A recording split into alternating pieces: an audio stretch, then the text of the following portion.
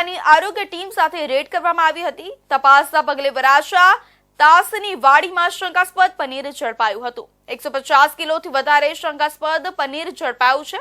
ઉપરાંત પાલિકાની આરોગ્ય ટીમ દ્વારા પનીરના સેમ્પલ લેવામાં આવ્યા હતા અને વરાછા પોલીસે 3 ઇસમોની અટકાયત કરી છે।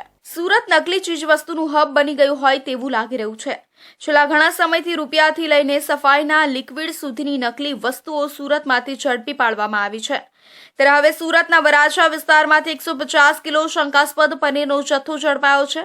હાલ તો આ મામલે ફૂડ એન્ડ ડ્રગ્સ ડિપાર્ટમેન્ટને જાણ કરી સેમ્પલ લેવામાં આવ્યા છે। સુરત પોલીસ દ્વારા પાલિકાની ટીમ સાથે રાખી રેડ કરવામાં આવી હતી। વરાછા પોલીસ દ્વારા પાલિકાની આરોગ્ય ટીમ દ્વારા દરોડા પાડવામાં આવ્યા હતા અને વરાછાની તાસની વાડીમાં શંકાસ્પદ પનીર ઝડપાયું હતું। 150 કિલોથી વધારે શંકાસ્પદ પનીર મળી આવ્યું હતું। પાલિકાની આરોગ્ય ટીમ દ્વારા પનીરના સેમ્પલ લેવામાં આવ્યા હતા। વરાછા પોલીસે 3 શખ્સોની અટકાયત કરવામાં આવી છે।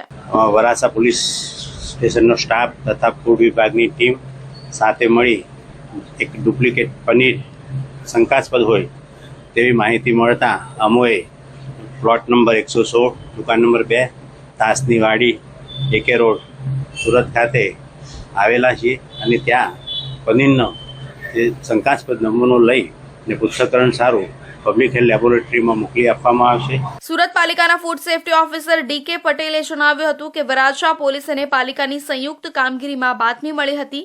તાસની વાડી AK રોડ પર લક્ષ્મીનારાયણ ઇન્ડસ્ટ્રીની સામે પનીરનો સંગ્રહ થયા છે, જેના આધારે રેડ કરવામાં આવી હતી।